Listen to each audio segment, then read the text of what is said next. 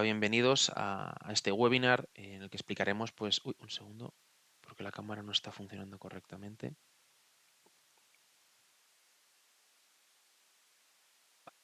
Creo que ahora debería funcionar correctamente. Vale, sí, perfecto. Bueno, como os comentaba, bueno, bienvenidos a este webinar en el que explicaremos qué es una SMU y por qué puede servir en el día a día a vuestras aplicaciones en el trabajo. Vamos a esperar un par de minutos, 4 o 5 minutos, para que todo el mundo se conecte, que no falte nadie. Y en cuanto estemos todos, comenzamos y vamos con ello.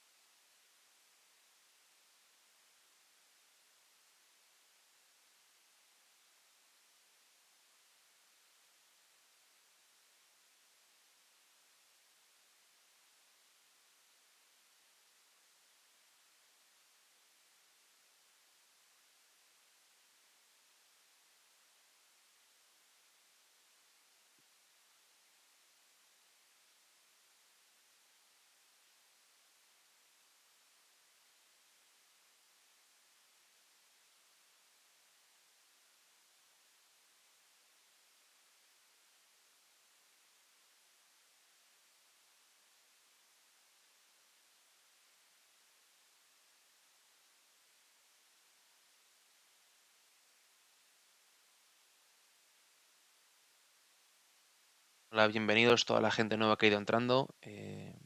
Vamos a esperar 2 o 3 minutos más como mucho para comprobar que todo el mundo haya entrado y comenzamos.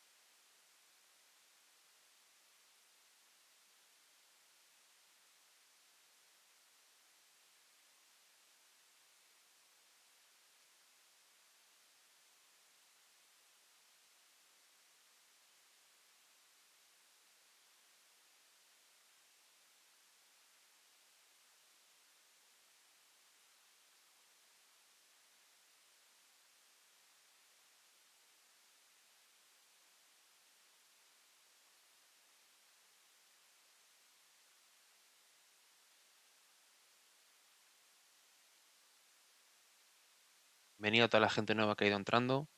Vamos a esperar un minuto más como mucho, como he comentado antes, al resto de gente, para ver si falta alguien más, aunque yo creo que vamos a estar más o menos todos ahora mismo, y comenzamos el webinar.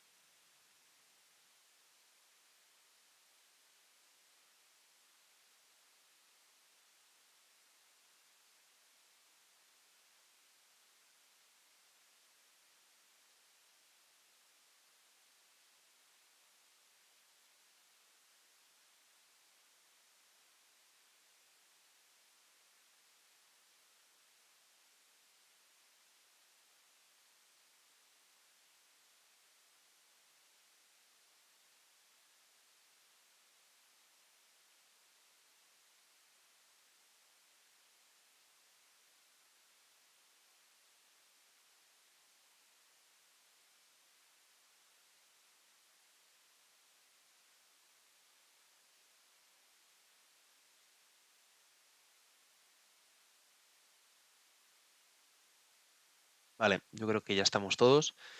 Bueno, vamos a comenzar este webinar en el que hablaremos de qué es exactamente una SMU y, bueno, pues por qué la necesitamos en nuestro día a día en el trabajo. Voy a dejar de compartir la cámara para que no ocupe espacio en la presentación y pueda verse todo mejor.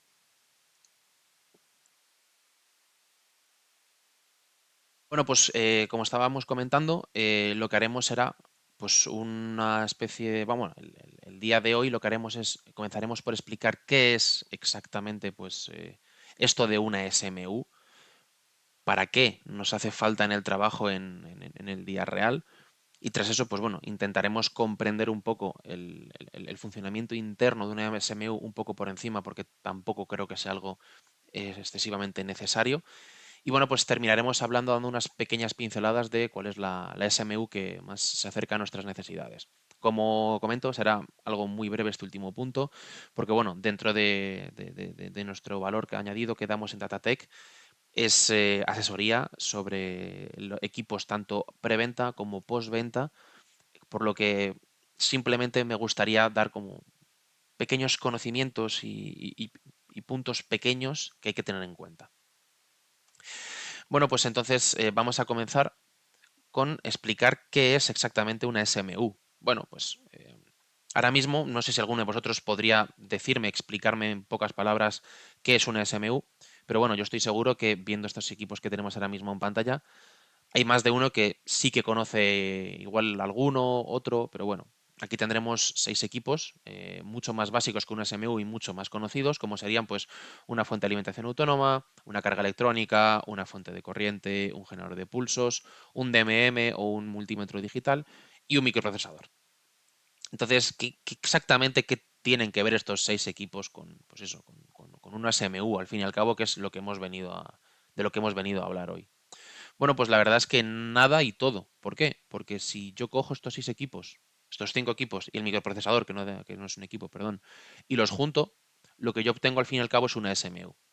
Es decir, es un equipo que lo que hace es aglomerar todos los otros equipos de los que acabamos de hablar y para de forma que trabajen conjunta y acompasadamente.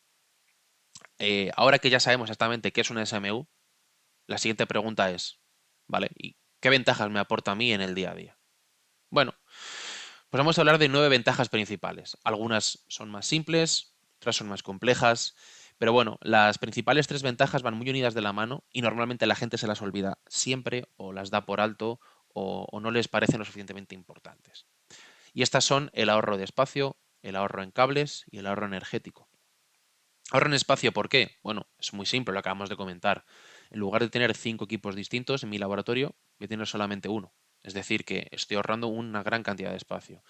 Lo normal es ahorrar siempre hasta un 75% de espacio en el laboratorio, lo cual parece una tontería, pero no lo es. O sea, de cara a el ir haciendo crecer el laboratorio poco a poco, poco a poco, poco a poco, ese ahorro de espacio se va notando. Además, tenemos también un menor número de cables. Esto es algo que también mucha gente no valora lo suficiente, pero es algo fundamental. Si yo tengo 5 equipos distintos, ya tengo 5 cables de alimentación, uno para cada uno de ellos.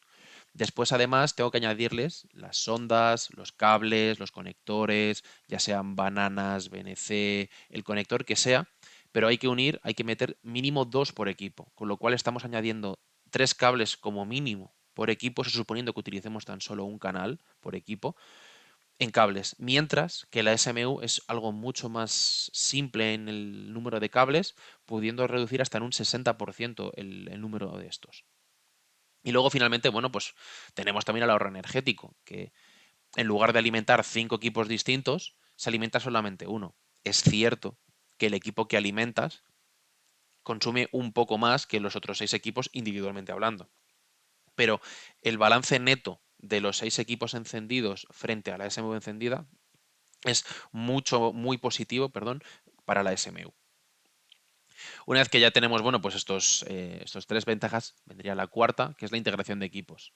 Integración de equipos no desde el punto de vista de con un único equipo lo puedo hacer todo, que sí, lo puedes hacer, sino en cuanto a conocimiento para operar el equipo. Es decir, no es lo mismo que vosotros en vuestro laboratorio o vuestro técnico de laboratorio o la persona encargada de manejar los equipos tenga que trabajar con 5 o 6 equipos distintos, sabiéndose el manual de cada uno de ellos, con los comandos, con cómo conectar esto, cómo dejar de conectar esto, a simplemente conocerte el manual de uno de los equipos y con ese manual ser capaz de hacer todas las medidas necesarias y todas las pruebas necesarias que podrías hacer con el resto de ellos. Después, por supuesto, automatización de medidas. Esto es un tema básico y fundamental de las SMUs y es que, bueno, pues precisamente por el mero hecho de que tienen un microprocesador, es posible programarlas para pues, realizar tareas automáticas de medida, de energización, de cualquier cosa que se nos ocurra. Y como hablaremos más adelante, tiene también la capacidad de bueno, pues cargar scripts y ejecutar scripts, por supuesto, pequeños programitas que además nos ahorran la velocidad de procesado y velocidad de test. Y además tiene también la opción de trigger, de hacer trigger y hacer control de equipos, que también veremos más adelante de forma más extensa. Pero bueno, para mencionar esa capacidad de controlar otros equipos en un entorno más global de test y de pruebas. Las siguientes dos cualidades, bueno, pues las tendríamos tanto en la velocidad de respuesta como en la fiabilidad. Estas dos van muy unidas de la mano con la automatización de medidas. Perdón. ¿Por qué? Bueno, pues si yo tengo un equipo en el que todas las medidas y todos los parámetros importantes y que necesito registrar y evaluar para el correcto comportamiento de mi DUT o los resultados correctos de mi test, si mi equipo es capaz de obtenerlos, procesarlos y originar una respuesta de forma interna sin mandar la información al exterior, por ejemplo, a un ordenador, como es el caso habitual, yo lo que estoy haciendo es eliminarme esos tiempos muertos de comunicaciones en los que realmente no estoy consiguiendo nada, porque ni estoy procesando información, ni estoy generando una salida. Entonces, lo que estoy haciendo es aumentar la velocidad de respuesta. Y luego, por supuesto, la fiabilidad. ¿Qué quiere decir esto? Pues que si yo realmente estoy en un momento muy crítico de mi análisis en el que pues, pueden producirse errores que dañen mi DUT o dañen cualquier otro equipo que tengo si supero un cierto parámetro, por poner un ejemplo, si mi SMU detecta que estoy cerca de ese parámetro o que estoy a punto de cruzarlo, es capaz de reaccionar de forma mucho más rápida y evitar ese riesgo de lo que podría hacerlo una persona normal manualmente o de lo que podría hacerlo un ordenador por esos tiempos de respuesta ampliados como hemos comentado. Y luego finalmente dos últimas ventajas que aportan que bueno, son muy importantes y también suelen pasarse bastante desapercibidas, que son pues la reducción de costes y el menor tiempo de lanzamiento. Vamos a comenzar primero por la última, el menor tiempo de lanzamiento, y es que, pues precisamente por ser capaces de realizar una gran cantidad de test de forma automatizada, yo soy capaz de pues, acortar mucho los tiempos de cada prueba. Y esto nos deriva a la siguiente ventaja, que es la reducción de costes. Si yo soy capaz de poner en el mercado mi dispositivo, mi equipo o aquello que yo estoy intentando desarrollar, yo lo primero es que monetizo antes el equipo y lo segundo es que estoy reduciendo los costes totales de testeo y desarrollo. Ambas, de forma indirecta, me benefician para reducir exactamente los costes. Bueno, ahora que ya hemos definido qué es una SMU inicialmente y hemos visto las ventajas principales, hay que pasar a ver qué significa exactamente las siglas de SMU. Bueno, pues SMU no significa nada más y nada menos que Source Measure Unit. Es, pues eso, un equipo, una unidad que es capaz de suministrar y de medir. Pero no como otros equipos, sino esta unidad es capaz de suministrar y medir a la vez. Eso es lo que la hace especial, de forma simultánea. ¿Vale? Entonces, si vamos al funcionamiento más básico, al circuito más básico posible de una SMU, podríamos ver que sería algo similar a este circuito de aquí. De nuevo, reduciéndolo al absurdo. Obviamente, por dentro es algo mucho más complejo que esto. Pero podría definirse como una fuente de tensión y una fuente de corriente, ambas en paralelo, con un switch que lo que hace es decidir si lo que yo quiero hacer es suministrar tensión o suministrar corriente. Y luego un amperímetro y un voltímetro. ¿Qué pasa? Que esto es precisamente lo que a mí me permite estas grandes combinaciones entre, pues yo puedo, por ejemplo, suministrar tensión y puedo medir cualquiera de estos otros parámetros. O puedo, por ejemplo, suministrar corriente y medir cualquiera de los otros parámetros. Esto, como veremos en el futuro, nos permite un amplio abanico de posibles topologías para las que podemos utilizar la SMU. Voy a adelantar una, por ejemplo, que es la más básica, que es simplemente pues, tener aquí conectada una resistencia, ¿vale? Una carga, por ejemplo, una resistencia, un LED, un diodo, lo que sea, suministrarle una corriente y ver, por ejemplo, la caída de tensión. Entonces, ¿qué tendríamos aquí? Pues el funcionamiento típico de un voltímetro, por ejemplo. Pero ya veremos más adelante que existen otro tipo de topologías un poquito más complejas para las que, bueno, pues la SMU destaca y destaca precisamente muy bien en esos aspectos. Tras hablar de, pues eso, tras conocer realmente cómo se puede reducir el circuito lo máximo posible, ahora es el momento pues de hablar de para qué me puede servir a mí una SMU en el día a día, para qué la puedo utilizar, en qué campos, en qué aspectos. Bueno, pues realmente vamos a hablar de 6 aspectos.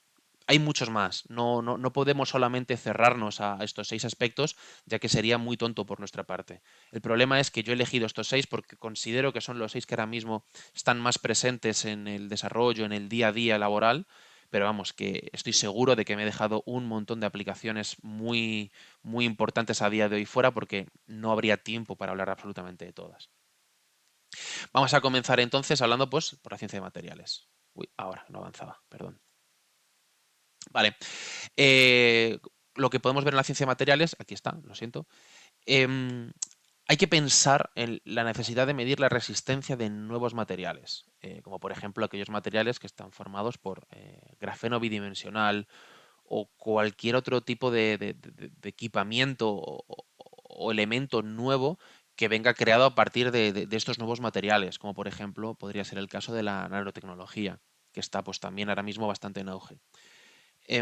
Aquí podemos ver, por ejemplo, un tipo de prueba bastante común, ¿vale? Que es las curvas, perdón, de unos transistores, en este caso de unos FET, ¿vale? En el que, bueno, pues utilizaríamos dos SMUs. Esta SMU lo que haría sería, estaría aplicando tensión en varios, en pasos, en saltos, perdón, y esta segunda SMU lo que estaría haciendo es, estaría barriendo en tensión y mediría la corriente. Entonces, ¿qué es exactamente lo que estaríamos haciendo aquí? Bueno, pues estaríamos caracterizando, en este caso, este transistor. Para ello nos interesaría saber estas variables, serían la corriente del drenador, la tensión de puerta, la tensión umbral, la corriente de puerta. Y bueno, pues seríamos capaces de obtener precisamente estas curvas de aquí, esta caracterización, ¿vale? De la tensión. Esto, si mal no recuerdo, es la corriente en función de la tensión del drain, del sumidero. Y pues es un tipo común de ensayo como podría ser cualquier otro. El siguiente punto pasaríamos a la electroquímica. Este campo está dominado principalmente por el ciclado y medida de curvas IV. Bueno, lo más típico es aplicar este tipo de análisis tanto a sensores, a sustancias químicas o a otros elementos en los que queramos obtener el comportamiento físico de cualquier reacción química que pueda ser transformada a un valor eléctrico. ¿Qué quiere decir esto? Bueno, pues supongámonos el caso que tenemos aquí en la imagen, ¿vale? Tenemos un compuesto químico en el que se está produciendo una electrólisis, por ejemplo. No tengo muy claro que sea una electrólisis, pero vamos a suponer que lo sea. Y bueno, pues lo que nos interesa saber es,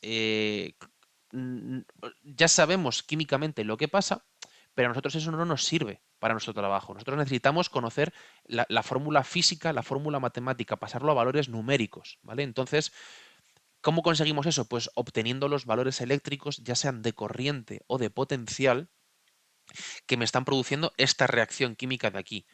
Y lo hacemos tanto en sentido directo como en sentido inverso. Por eso obtenemos estas curvas tan extrañas, ¿vale? Estos serían los resultados que estaríamos obteniendo, por ejemplo, a través de nuestro análisis. Esto se llama voltametría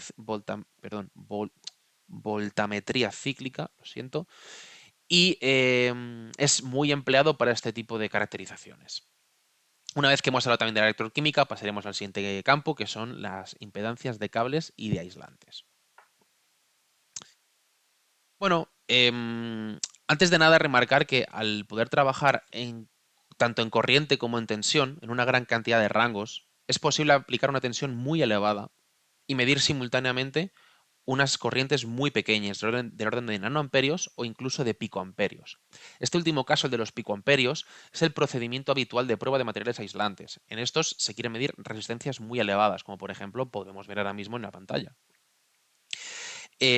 Pasándola a otros usos de la SMU, pues ahora mismo también es posible. Uy, un segundo, que se ha quedado pillado. Ahora. Vale, ahora. Pasando a otros usos de la SMU, es posible ver. Ahora. No funciona bien. Vale, perdón. Es posible emplearla para caracterizar curvas IV. Entonces, ¿qué es exactamente una curva IV? Pues como su nombre indica, es una curva en la que estamos enfrentando una tensión que estamos midiendo con una corriente que estamos midiendo también, ¿vale? La tensión va siempre en el eje horizontal, la corriente va siempre en el eje vertical. Hay dos valores muy importantes en este tipo de curvas, que son siempre la tensión de circuito abierto, perdón, y la corriente de cortocircuito. La corriente de cortocircuito, al fin y al cabo, va a ser siempre aquella corriente máxima que obtenemos, que es para la que la resistencia es nula, es decir, que se produce un cortocircuito. Es una corriente teórica a la cual realmente nunca vas a llegar. Se trata de una gráfica asintótica porque en la vida real nunca vas a tener el caso de cero ohmios. Siempre vas a tener, aunque solamente sea la resistencia aplicada por el cable, siempre vas a tener un poquito de resistencia.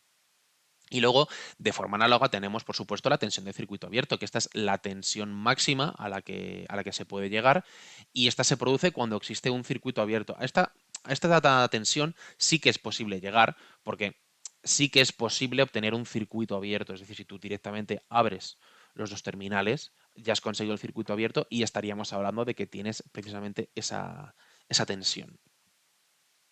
Vale, entonces, ¿para qué lo utilizamos? Lo primero es para analizar sensores, ¿vale?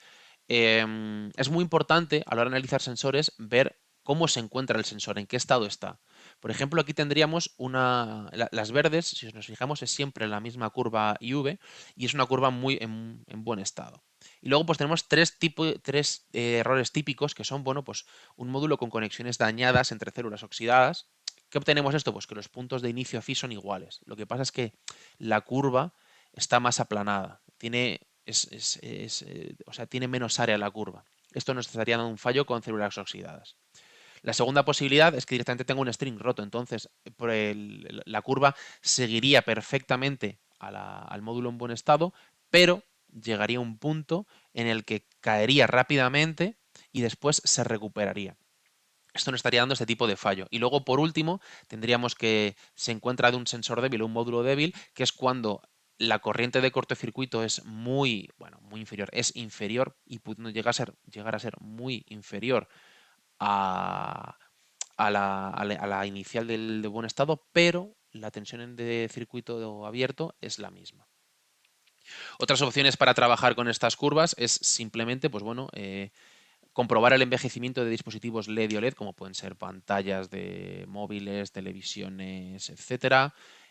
Análisis de células solares, como podemos ver por aquí arriba. Aquí tendríamos la curva IV de una célula solar. Y luego pues, nos permite la posibilidad de trabajar con 2, 3 y hasta 4 pines. ¿Qué nos permite esto? Pues trabajar desde componentes pasivos hasta componentes activos.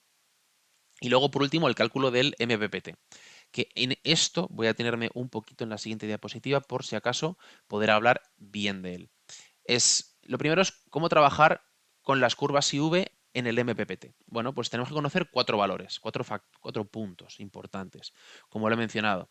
Son el VOC y el ISC, que son la V de Open Circuit, la tensión de circuito abierto, la I de Short Circuit, que es la corriente de cortocircuito, y luego metemos aquí dos valores nuevos, que son el VMPP y la IMPP, que son la tensión en el punto MPPT y la corriente en el punto MPPT. Vale, pues aquí tendríamos, por ejemplo, estos dos valores. Vamos a suponer que lo que queremos conocer es la potencia. ¿Cómo se calcularía la potencia? Bueno, pues es muy simple. La potencia conociendo la corriente y la tensión en corriente continua es tan fácil como multiplicar ambos valores y sacar el área. Vamos a suponer, por ejemplo, que tenemos una tensión de 5 voltios. Pues nuestra potencia sería esta de aquí. 5 por el valor de la I de cortocircuito, que bueno, será aproximadamente 5,2. Esto sería totalmente nuestra potencia. Pero ¿qué pasa? Que yo esto no me interesa, porque yo lo que quiero es optimizar la potencia obtenida. Entonces yo lo que quiero es, sí, yo lo que quiero es obtener la máxima potencia. ¿Cómo lo consigo? Pues bueno, es bastante obvio que no es aquí. Entonces, esta sería más o menos, aproximadamente, lo he dibujado a ojo, la máxima potencia que podemos obtener en esta curva. Y sabemos más o menos que por esta zona es donde debería estar el MPPT. ¿Qué es el MPPT? Bueno, pues es el Maximum Power Point Tracking. Es el punto de mayor despliegue de potencia de la curva. Es donde yo consigo obtener la mayor potencia eh, variando tanto la tensión como la corriente y sabiendo, por supuesto, que si yo varío una, la otra se va a ver modificada. Eh, Habitualmente está siempre en el orden de a un 80% de la tensión de circuito abierto y a un 95% de la corriente de cortocircuito.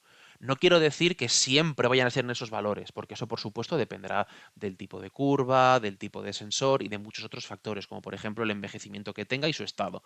Pero lo más normal es que esté en torno a esos valores y siempre es un muy buen punto para comenzar a buscar. Bueno, una vez que hemos hablado de esto, pasaríamos a hablar de los semiconductores y los elementos de potencia. ¿Qué podemos encontrarnos aquí? Bueno, pues podemos encontrarnos desde switches, yo qué sé, transistores, MOSFET, etcétera. Entonces, ¿cómo lo podemos catalogar un poco más de forma más cerrada? Bueno, pues son todos aquellos elementos, tanto semiconductores como conversores de CDC. Vale, semiconductores que se pueden analizar, todos los que os podéis imaginar. Diodos, LEDs, transistores, switches de potencia, semiconductores, los MOSFET de carburo de silicio o de nitruro de galio que son nuevos. Lo que pasa es que para este caso son necesarias dos SMUs y cualquier otro más que se nos ocurra. En este caso, por ejemplo, tenemos la caracterización de la corriente en función de la resistencia entre el drenador y la fuente de un MOSFET. Pues, por ejemplo, tendríamos la capacidad de hacer esto. Sin embargo, como he comentado, haría falta emplear dos SMUs, una en la puerta y otra para precisamente medir ese potencial y suministrar. Y luego, pues tenemos también el caso de los conversores de CDC, que no son nada más y nada menos que elementos semiconductores de potencia, pero ya agrupados en una misma placa, en un mismo circuito, y que funcionan de forma consonante. ¿Cómo analizaríamos estos conversores de CDC? Pues bueno, conectaríamos una SMU a la entrada y otra SMU a la salida. La SMU de la entrada trabajaría pues como una fuente de alimentación normal y corriente, mientras que la SMU de la salida trabajaría como una carga electrónica. ¿Qué beneficio nos aporta esto? Bueno, pues el beneficio más grande es que es posible modificar la carga de forma dinámica y al instante que le estamos metiendo a ese conversor, y eso pues, nos permite también, a su vez, analizar las variaciones que se están produciendo en la entrada. ¿Qué nos permite, qué cálculo, qué conocimiento nos permite conocer la entrada y la salida de forma conjunta de un conversor de CDC? Pues bueno, nos permite precisamente caracterizar todo el lazo de control interno del conversor al que normalmente no se puede tener acceso. Una vez que hemos hablado de esto, bueno, pues ahora he dejado caer una pequeña pincelada de por qué una SMU puede ser colocada, se puede ser trabajada como una carga electrónica, y esto pues nos deriva precisamente una de las cosas más importantes y fundamentales de una SMU. Y es precisamente que es una fuente capaz, perdón, es un equipo capaz de trabajar en 4 cuadrantes. ¿Qué quiere decir esto? Bueno, pues tenemos que el primer cuadrante sería esta combinación, de nuevo reduciendo el circuito al absurdo, por supuesto, en la que tendríamos que tanto la corriente como la tensión son positivas, por lo tanto la tensión es positiva. ¿Y esto qué implica? Pues que la potencia, al ser positiva, estamos suministrando, estamos alimentando, se trabaja como una fuente de alimentación. En cambio, en el segundo cuadrante, como podemos ver, la corriente, que es el eje horizontal, pasa a ser negativa, es decir, que estamos suministrando tensión y drenando corriente. Como tienen signos opuestos, lo que está ocurriendo es que la potencia es negativa, estamos consumiendo potencia. ¿Qué significa esto? Que lo estamos utilizando como una carga. En este caso una carga electrónica, pero es una carga. En el tercer cuadrante lo que podemos ver es que tanto la corriente como la tensión son negativas, es decir, estamos invirtiendo por completo la polaridad de este circuito, pero como ambas son negativas, la potencia sigue saliendo positiva. Seguimos trabajando como una fuente de alimentación. En este caso hemos invertido la polaridad de la fuente, pero sigue trabajando como una fuente de alimentación. Y luego, finalmente, en el cuarto cuadrante tendríamos corriente positiva con tensión negativa, estaríamos con una potencia negativa, estaríamos drenando de nuevo. Estaríamos ahora mismo actuando como una carga, pero de nuevo con los terminales invertidos. Aquí sería positivo el terminal superior, aquí sería negativo el terminal superior. Es algo que hay que tener en cuenta siempre. Vale, una vez que hemos ya hablado de esto, hay que pues, pasar a la parte de la caracterización por ciclado. Es decir, esto es también un tema bastante importante que es posible realizar Perdón, con las SMUs, y aquí, por ejemplo, estaríamos ciclando una batería, una pila, una batería de un móvil, una batería de un ordenador, cualquier tipo de batería, no importa. Lo que haríamos sería conectaríamos los terminales de los force, tanto el positivo como el negativo, a los extremos, que serían pues los encargados de suministrar pues o drenar, depende de lo que estuviésemos haciendo, la corriente de la batería.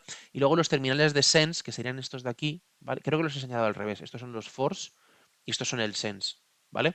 Los terminales de sense los conectaríamos aquí, que son los encargados de pues tomar las medidas de tensión, de la caída de tensión a lo largo de la batería, y bueno, pues conociendo tanto la caída de tensión como la corriente de la que está suministrando o drenándose a la batería, es posible crear un perfil. Uy, disculpad.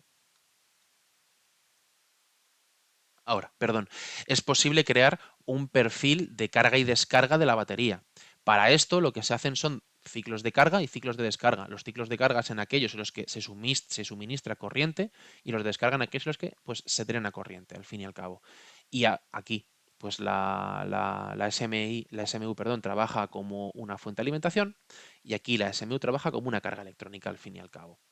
¿Qué posibilidades nos ofrece esto? Pues bueno, yo puedo ciclar la batería para testearla o puedo simplemente tener una batería, sacar un perfil de carga, de la cual además podemos tomar valores instantáneos de la resistencia interna de esa batería para conocer su envejecimiento, su degradación, etcétera, y también nos permite modelar el equipo y obtener incluso la gráfica de la capacidad total de la batería y ver cómo está envejeciendo y en qué estado se encuentra nuestra batería. Finalmente, el último campo en el que podemos encontrar esto, de nuevo, último campo de los que vamos a tratar hoy, habrá muchos más seguro, es la gestión del consumo NIOT. ¿Qué quiere decir esto? Pues bueno, es todas aquellas simulaciones o emulaciones de baterías para equipos que pues, no trabajan siempre en el mismo estado. ¿Qué puede ser esto? Pues cualquier dispositivo electrónico que se conecte por IoT.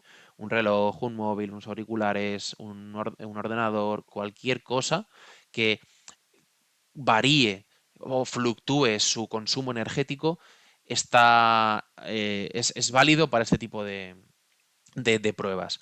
Los aspectos clave son analizar los PMICs o los PIMICs, como se dice en inglés. ¿Qué son los PIMICs? Pues bueno, pues son los circuitos integrados de gestión de energía.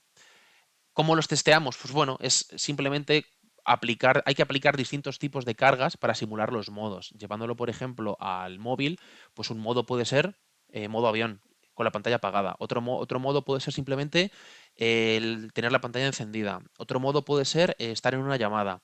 Otro puede ser tener el wifi encendido, el Bluetooth encendido y estar viendo además una película en el móvil, con lo cual con el brillo a tope. Pues todas esos estados requieren una capacidad distinta de energizarlos, por lo que pues tenemos distintos tipos. ¿Para qué sirve el SMU? Pues porque precisamente tenemos la capacidad de simular todos esos estados uno tras otro y podemos pues testear la batería de forma mucho más rápida y mucho más eficientes. Y además nos evitamos el uso de utilizar baterías reales, por lo que ahorramos en baterías y ahorramos en tiempo.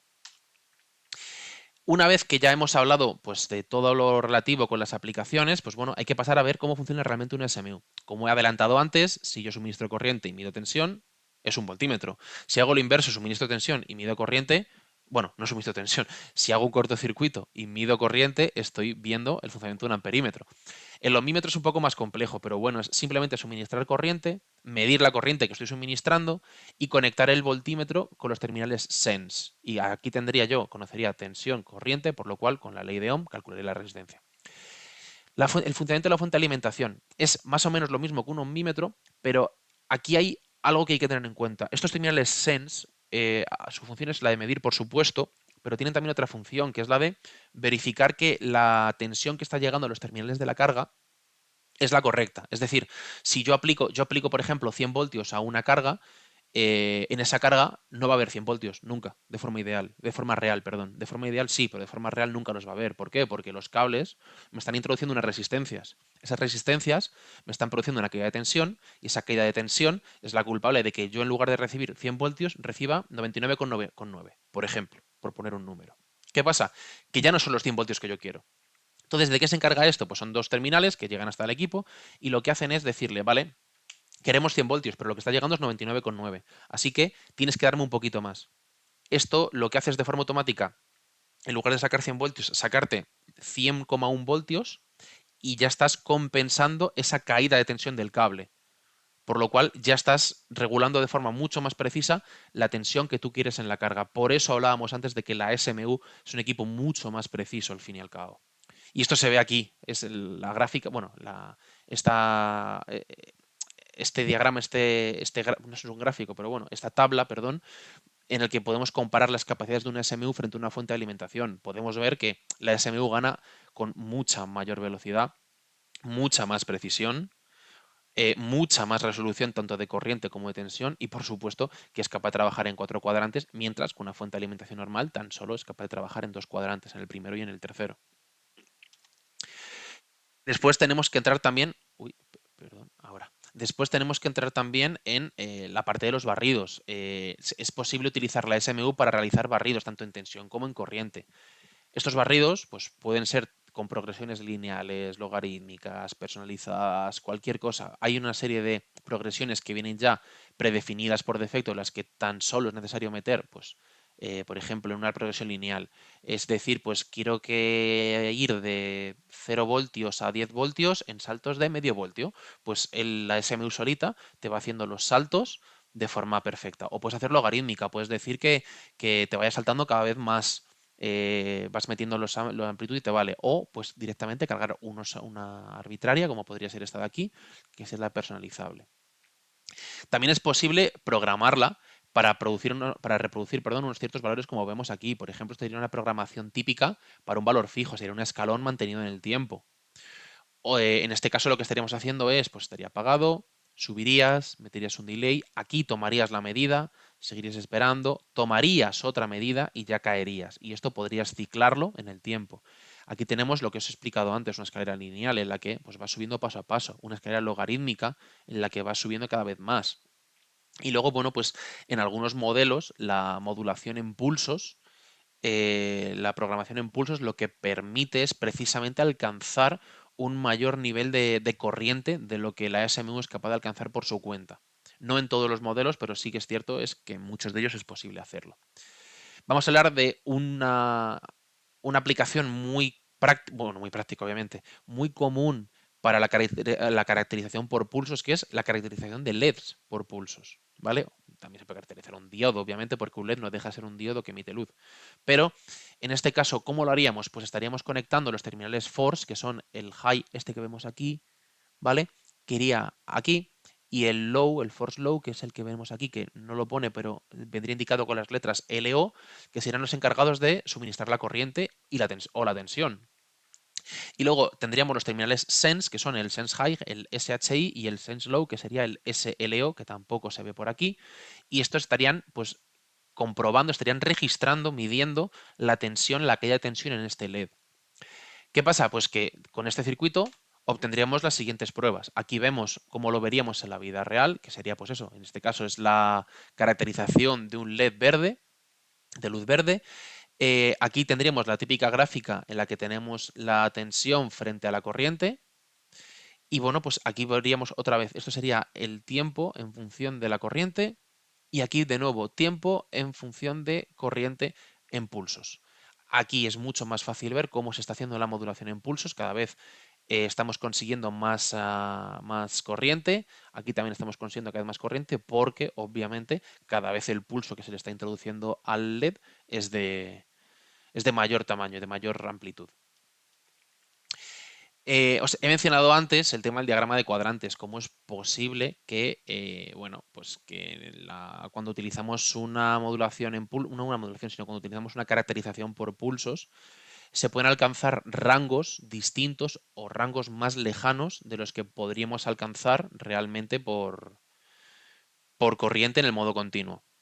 La forma de leerlos simplemente es, en esta gráfica, tenemos siempre la parte de DC, que es la parte en la que nuestro equipo puede trabajar sin ningún problema al 100% con un duty cycle del 100%, y luego entraríamos ya al apartado de pulsos, que van divididos por colores. Esta gráfica tiene que ir acompañada de una serie de tablas en las que nos dirían que, por ejemplo, este color tiene un duty cycle de máximo el 80%. Uy, ahora. Este color tiene máximo un duty cycle del 80%. ¿Qué significaría? Pues que yo puedo trabajar entre 1 y 1,5 amperios hasta 40 voltios, más menos 40 voltios, siempre y cuando el duty cycle de mis pulsos sea menor del 80%, por ejemplo. O en este caso, en el negro, prácticamente negro, estaríamos hablando de que puedo trabajar en este rango, que sería entre 3 y 5 amperios, siempre y cuando esté entre los menos 6 y los 6 voltios. Y, por ejemplo, habría que irse a las tablas y ver que el duty cycle no supere el 35%. Pues sería la forma de, pues, entender cómo trabajar con este tipo de equipos en los pulsos. Después pasaremos a la parte de trigger y control. Lo he mencionado ya anteriormente, pero este equipo es capaz de precisamente de realizar trigger. Es posible seleccionar y crear delays o puntos de salida, dependiendo de ciertas situaciones en las medidas. También es posible transmitir cualquier tipo de fallo o algún tipo de señal a un equipo externo, como por ejemplo podría ser el caso de que se quisiese activar un equipo o incluso desactivar un equipo o lanzar una medida externa en otro equipo, siempre que se cumplan una condición. ¿Cómo podemos realizar esto? Bueno, pues se puede realizar mediante las salidas y entradas digitales, las Digital I/O. Em, para entender más la funcionalidad es necesario pensar en los posibles usos en los que esto nos puede ayudar. Por ejemplo, en este caso el escenario va a ser, pues, la automoción.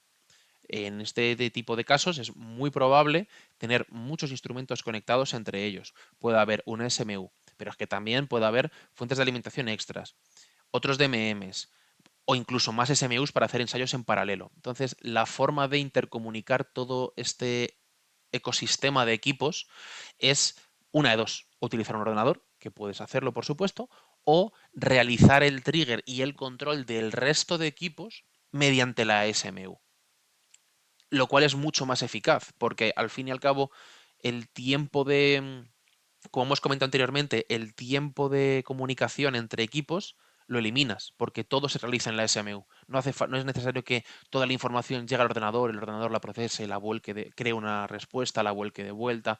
Es algo mucho más simple y mucho más sencillo. Otra opción que también he mencionado antes, que le he pasado un poco por encima, pero para explicarlo un poco, es que es posible crear test de pass-fail. En este caso podríamos verlo, por ejemplo, en el que aquí tendríamos un pass, aquí tendríamos un pass y aquí tendríamos el fail. Aquí estaríamos detectando un error con el que, pues, por ejemplo, podríamos decir que se detenga la ejecución, que se empiece a monitorizar durante un cierto tiempo para ver si el error se soluciona por sí solo, y si no se soluciona en un minuto o en 30 segundos o cuando sea, detener la ejecución, hacer saltar una alarma. Se pueden realizar cualquier tipo de automatizaciones en ese sentido sin ningún tipo de problemas. Para ello vamos a ver la vista trasera de uno de los equipos, ¿vale?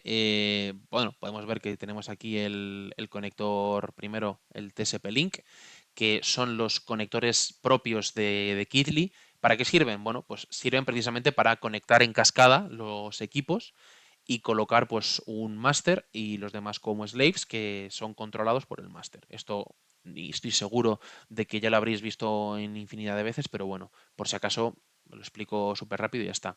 Tendrías un equipo máster, que es el que se encarga de hacer toda la capacidad de procesado y de control del resto y de trigger del resto de equipos, en este caso la SMU, y con el resto de equipos los conectarías en cascada y los irías controlando sin problemas. Después tendríamos la Digital I/O, que es lo que he mencionado antes, es la salida, el buffer de salidas y entradas digitales, los cuales nos permiten comunicar el equipo con el exterior y lanzar, pues, triggers, lanzar alarmas, lanzar señales que enciendan o apaguen otros equipos de forma automática. Luego pasaríamos al interlock. Bueno, perdón, el interlock es un conector de seguridad que, bueno, pues detiene el suministro si alguien trata de acceder a un elemento con alta tensión de forma no segura. Tras eso, bueno, pues tendríamos los conectores triaxiales que, bueno, si bien es como mucha gente lo pasaría por alto, tiene una gran importancia en este sentido, que ahora explicaré por qué. Hay distintas, en la parte trasera siempre hay distintos tipos de conexiones, ¿vale? Están algunos modelos que tienen los conectores triaxiales, como es el caso que estamos viendo. Otros, en cambio, lo que tienen son directamente conectores para el cable, para que conectores de roscados de tornillo, en los que tú introduces el cable, el cable pelado de cobre, lo atornillas y mediante ese tornillo es como se produce la conexión eléctrica. Pero en este caso hay modelos que tienen las entradas triaxiales. ¿Para qué son estas entradas triaxiales? Bueno, pues antes de nada, mencionar brevemente qué es exactamente un cable triaxial. Bueno, pues un cable triaxial, ¿vale? Realmente son cables con muy bajo nivel de ruido que están apantallados y se emplea cuando la SMU no se conecta directamente al DUT. Entonces, alguno pensará, ¿para qué me sirve si yo no puedo conectar el cable directamente al DUT? Bueno, pues aquí a la derecha vemos dos aplicaciones. El primero, están conectados al DUT, el segundo no. Entonces, ¿qué es lo que queremos hacer realmente? Bueno, pues lo que queremos hacer en este caso sería coger una mesa de puntas, un equipo auxiliar, ¿vale? Y llevar los cables triaxiales a esa mesa de puntas. ¿Qué es una mesa de puntas ahora? Bueno, pues es un equipamiento que se encarga de hacer conexiones a un nivel microscópico muy preciso, del orden de micras, en las que pues una persona normal no sería capaz de realizar esa conexión. Entonces, lo que hacen es, la mesa de puntas tiene unas sondas que hacen el contacto súper preciso y súper fino. De esa mesa de puntas sale el cable triaxial y ese cable triaxial va directamente a la SMU. Es decir, que la SMU no actúa como equipo de medida realmente, sino, bueno, sí, realmente se actúa como equipo de medida. Lo que pasa es que se vale de un equipo de un tercero, es decir, una mesa de puntas, para poder hacer el contacto. Una vez que hemos aclarado más o menos de para qué sirven exactamente todas nuestras funcionalidades, todas nuestras posibles aplicaciones de la SMU, vamos a hablar muy brevemente de cuáles son las características básicas para elegir la SMU que más se adapta a nuestras necesidades. Lo más básico, obviamente, son los rangos y los canales. Como podemos ver aquí, hay un gran número de modelos. Tienes la serie 2000, la serie 24, la serie 26. eh, Hay modelos de un canal. Por ejemplo, la serie 24 es exclusiva de un canal. La serie 26 hay modelos de uno, hay modelos de dos canales. Todas son de 4 cuadrantes de operación, como podemos ver. Y luego es muy importante verificar siempre la potencia máxima de salida que queremos, la potencia máxima que queremos, ¿vale? En este caso también hay que tener en cuenta que algunas, como he comentado antes, vienen modificadas en función de si se utiliza el modo pulso o si no se utiliza el modo pulso. Y por último, la corriente y la tensión, es decir, las corrientes mínimas y máximas, tanto para suministrar como para medir, que en el 99% de los casos van a ser idénticas de suministro y de medida, pero pueden no serlo.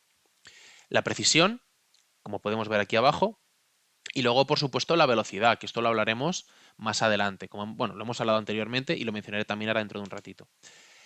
También hay que tener en cuenta la capacidad de hacer un sistema modular con SMUs. Por ejemplo, aquí tenemos un MOSFET al que estamos caracterizando y bueno, pues para caracterizar un MOSFET, como lo comenté anteriormente, son necesarias dos SMUs. Una a la entrada, ¿vale? Y otra a la salida. Esta salida, bueno, realmente no es una entrada y una salida, pero bueno, esta, que es la que se encuentra entre el drenador y la fuente y el drenador, es una SMU de alta corriente y de entre 10 y 100 amperios pulsada, que es la que bueno, pues va a tomar medidas y va a medir sobre todo este VDS y a suministrar este VDS. Y luego esta fuente de aquí es la encargada de dar la tensión suficiente a la puerta para precisamente producir esa comunicación a través del transistor. Luego, como he comentado, hay que hablar de la velocidad de operación y de comunicación. Lo mencioné al principio del webinar, existe la capacidad de, bueno, pues introducir un script en nuestra SMU para analizar el DUT. En este caso, pues bueno, por ejemplo, sería un script en el que estamos midiendo pues esta serie de estos tres parámetros, ¿vale? De forma automatizada. Y precisamente por el mero hecho de no tener que estar cambiando conexiones, parando el test, arrancando el test, que el equipo no tiene que estar comunicándose con un ordenador externo para tomar decisiones, sino que las puede tomar por sí solo porque todo lo necesario está en el script, somos capaces de ahorrarnos un 60% en el tiempo del test, en este caso. Y bueno, ya hemos hablado realmente de todo. Nos faltaría simplemente hablar de cómo interpretar un diagrama de cuadrantes, aunque ya lo he adelantado anteriormente. Antes dije que, bueno, pues tenemos aquí este diagramita en el que tenemos la parte de continua y la parte de pulsos y aquí tenemos los rangos. Como podemos ver, aquí tenemos a partir de un amperio, que sería cuando empezaría la parte de pulsos aquí, que sería sobre todo esta parte de aquí. Bueno, esta y las de aquí arriba y abajo, tendríamos estos apéndices que no vienen en la diapositiva, pero estos apéndices en la hoja de especificaciones, en la datasheet, que nos redirigirían a otro sitio en el que pues, nos estarían hablando de los duty cycles máximos, que podrían ser, por ejemplo, estos, anchura máxima de pulso, duración de pulso, corrientes límites, etcétera.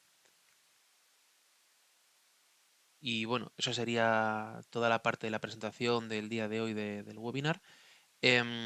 Vamos a pasar ahora al turno de preguntas. Como bueno, nos hemos alargado un poquito más de lo previsto, lo que vamos a hacer es, vamos a modificar un poco el turno de preguntas y en lugar de pues, responderlo de forma más extensa todo, yo creo que lo mejor es responder un par de preguntas que, de carácter más genérico que podáis tener vosotros.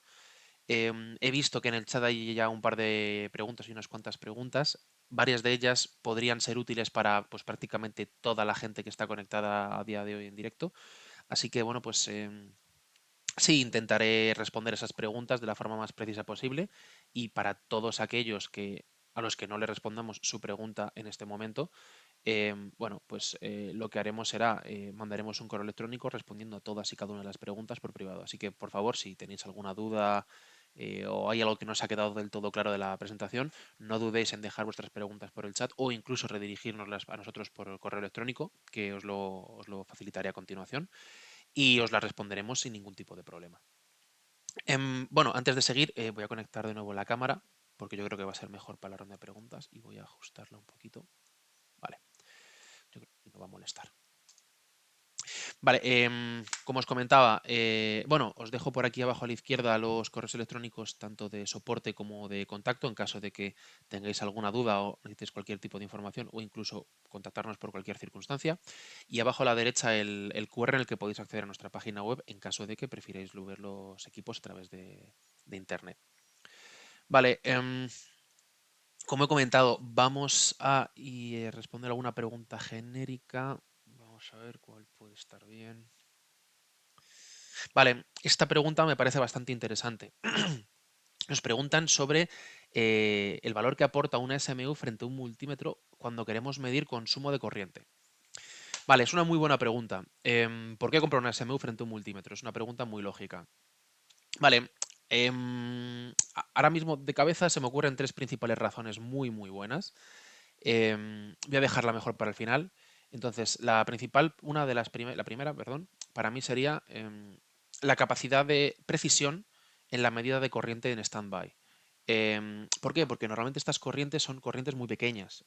Un multímetro pues, puede incluso llegar al punto de em, no detectarlas y pasarlas por encima sin tener ninguna lectura precisa de ellas. Sin embargo, en las SMUs, como hemos comentado anteriormente, podemos llegar a rangos de precisión muy grandes o muy, bueno, a rangos de precisión, perdón, muy pequeños, como podría ser el orden de incluso de femtoamperios. Esto en el caso anterior lo explicamos para medidas de materiales de aislantes, resistencia de materiales aislantes. ¿Qué pasa? Que podemos utilizar ese mismo medidor pues, para las corrientes de standby y podemos catalogarlas de esta forma muy buena. Otra opción que lo hemos mencionado también anteriormente es la capacidad de emular la propia batería y su comportamiento. ¿Qué ventajas nos permite esto? Pues bueno, podemos tener la SMU, podemos conseguir el perfilado, del perfilado sacamos el perfil obviamente de carga y descarga de la batería y con esto podemos realizar todos los tipos de emulaciones de la propia batería. ¿Ventajas de esto? Pues bueno, la principal es que no nos hace falta una batería física a la cual tener que estar realizándole ciclos de carga y descarga, por lo cual ya tenemos ahí un ahorro económico y también nos permite pues eso automatizar mucho más las medidas, porque con solamente un equipo, en este caso la SMU, sin tener nada conectado externamente como es la batería, tengo la capacidad de estar cargando y descargando y ciclando constantemente para automatizar la medida. Entonces, es mucho más cómodo y también es más económico. Y para finalizar, la que yo creo que es una de las grandes principales de la SMU frente al DMM es la capacidad de lectura muy precisa de los transitorios. ¿Por qué esto es importante? Pues bueno, los transitorios es el punto en el que se pierde la mayor cantidad de consumo del dispositivo. Un DMM no puede catalogarnos correctamente estos tipos de pérdidas en el consumo. Sin embargo, un SMU sí que puede. No podría deciros ahora mismo de cabeza cuál es el valor correcto de pues, qué porcentaje de pérdidas se producen en esta parte de los ciclos, pero vamos, si tuviese que dar un valor redondeado más o menos, lo situaría más o menos entre el 60 y el 80% más o menos. O sea que es algo que pues, no podemos obviar, sino que es una parte muy importante del consumo de un equipo que no es posible obviar. Entonces, resumiendo esta pregunta, las respuestas serían precisión en la medida de corriente de standby, capacidad para emular la propia batería y el comportamiento de la misma, por supuesto, y la capacidad de medida precisa en los transitorios. Em, Vamos a ver qué otra pregunta puede ser más genérica. Vale, esta pregunta también es bastante interesante. No lo he tratado realmente, pero bueno, siempre es una pregunta que suele salir, que es, pues, ¿cuánto cuesta un SMU? Es una pregunta bastante simple y que siempre suele salir. A ver, la es difícil dar una respuesta concreta a esta pregunta porque depende mucho de la potencia en la que queramos la SMU, el número de canales, la aplicación, su uso. Pero vamos, yo creo que la forma óptima de responderla es dar un rango de valores, un rango con un valor mínimo y un valor máximo. Entonces, el valor mínimo estaría situado en torno a unos 3.000 euros más o menos. De nuevo, no tengo las cifras exactas en mi cabeza, pero son del orden de unos 3.000 euros para aquellas SMUs de bajas potencias, un canal, etcétera. Y en el otro extremo podríamos estar hablando de... Voy a irme, por ejemplo, a una aplicación muy grande como podría ser SMUs en rack con múltiples canales y encima de alta potencia, ¿vale? Pues en ese caso podríamos estar hablando de decenas de miles de euros. Pero vamos, como os comento, son casos más específicos, más puntuales y no es lo normal, es lo que se sale fuera de la norma. Por lo normal, con una cantidad bastante inferior es posible adquirir un SMU sin ningún problema. También hay que tener en cuenta, por supuesto, nuestra aplicación. Como hemos comentado antes, hay aplicaciones que requieren de dos SMUs o SMUs de dos canales, por lo cual los 3.000 euros se nos quedarían un poquito cortos, porque esa es la de un canal. Pero bueno, al fin y al cabo, hay un poco en ese rango tan amplio, nos podemos mover mucho hacia arriba y hacia abajo en precio según las prestaciones que queramos. Yo creo que sí que nos da tiempo a una preguntilla más. Ah, bueno, antes de pasar a la siguiente pregunta, se me ha olvidado mencionar una cosa, y es, Equidly tiene un 25% de descuento educacional, pues para todos aquellos clientes educacionales, obviamente, en todas las SMUs. En caso de que provengáis tengáis un background que no sea educacional o no provengáis no sé, provengáis de un ámbito educacional, como por ejemplo, yo que sé, un sector privado o cualquier otro sitio, no estoy totalmente seguro de que nuestros comerciales, el comercial asociado a cada una de vuestras zonas, os podrá ayudar económicamente a todos vosotros, pues bueno, para ajustar un poco presupuestos y que seáis capaces de obtener el mejor acuerdo en cuanto a calidad-precio que podamos obtener. Dicho esto, sí, sigue ahí un poquitín de tiempo para una pregunta más, yo creo. Eh, Vamos a ver. Vale, esta también me parece bastante interesante, que es la posibilidad de que el software permita la automatización de medidas. La respuesta corta es sí. Ahora, la respuesta larga es que Kitly ya tiene una serie de automatizaciones desarrolladas para una gran cantidad de aplicaciones. Me atrevería a decir que prácticamente, no la totalidad, porque eso es imposible, pero un valor extremadamente alto. Y si no lo tiene, pues permite la adaptación a muchas otras aplicaciones. Si tuviese que dar, de nuevo no tengo el valor en la cabeza, pero si tuviese que dar un valor redondeado más o menos, estaríamos hablando de que en torno al 85-90% de las aplicaciones vienen ya automatizadas por defecto por Kitly de fábrica. Y en caso de que en cualquiera de vosotros vayáis a utilizar la SMU y descubráis que vuestro uso particular no tiene esa automatización realizada ya de fábrica, podéis contactar tranquilamente con nuestro departamento de soporte y desde Tatatech os podremos ayudar con ello sin ningún tipo de problema. Si os interesa, es posible enviaros más información adicional sobre el software después de este webinar por correo electrónico a todos aquellos los que nos lo solicitéis. Entonces, no tengáis problema con ello. Vale, yo creo que sí, yo creo que ya se nos ha agotado el tiempo por completo el día de hoy. Y bueno, pues para finalizar, recordaros que tenéis en pantalla ahora mismo los correos electrónicos tanto de contacto como de soporte, el QR que os redirigirá a nuestra página web. Y bueno, pues espero que este webinar os haya parecido interesante, que os haya parecido útil, que hayáis aprendido sobre todo y que si en un futuro cercano o no tan cercano tenéis alguna conversación sobre SMUs, pues sepáis lo que hacen, sepáis para lo que sirven, los beneficios que pueden proporcionar en el día a día laboralmente y por supuesto en un futuro pues que sepáis usarlas también. Nada, pues con esto finalizaríamos el webinar del día de hoy y bueno, espero que tengáis un buen resto del día y cualquier duda que tengáis, por favor, ya os lo hemos comentado, redirigírnoslas que estaremos encantados de ayudaros en todo lo que necesitéis. Hasta luego.